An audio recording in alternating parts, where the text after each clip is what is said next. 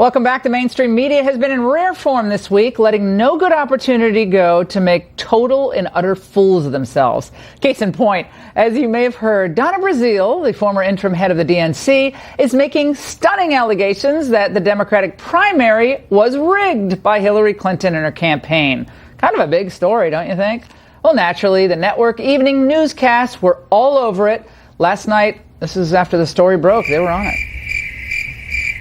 Oh, well, I thought they covered.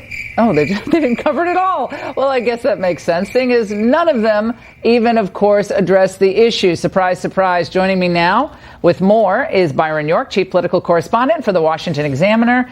Byron, no one touched this story. It's a big one. We got the memorandum of agreement between the DNC and Hillary, and she had this wired. She had this nomination wired from the beginning. No, this is a very, very big deal, and Donna Brazile is not a bit player. I mean, she was the woman chosen to head the DNC when Debbie Wasserman Schultz imploded.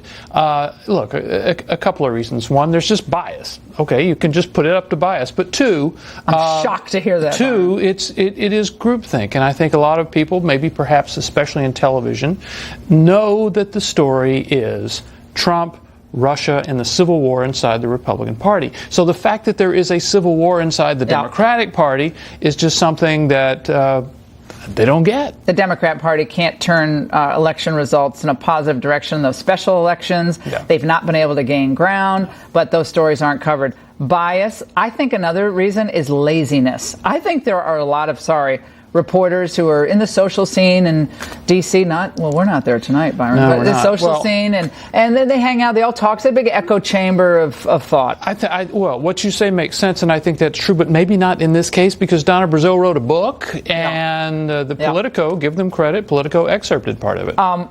Keith Olbermann was on one of my favorite shows, The View. I watched. And this is what he said. Let's listen. You said recently via tweet that Trump and his family have done more damage to America than bin Laden and ISIS combined. Yes. Do you believe that?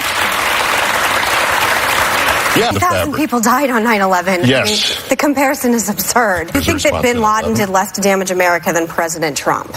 Yes. Is that all she said? I'm not sure if that's all Meghan McCain said.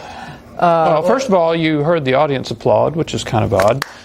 Meghan McCain, to her credit, strongly disagreed. But good. She said good things. She absolutely did. But I think what Olbermann is doing here is, remember when Olbermann was reporting on George W. Bush? He was crazed about George W. Bush. This is the out-of-office Republican syndrome, where you take the Republican who's in office today, you say he's the worst ever, and you look at the Republican who used to be in office, who at the time you said was the worst ever, and you say, I'm kind of nostalgic for him. Now they're nostalgic for Reagan, Bush, and now the worst of the worst is Donald Trump. They actually fear Trump. I've said this for years. More than ISIS, more than natural disasters, more than mass murder.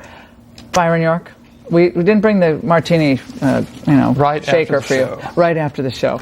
And that's all.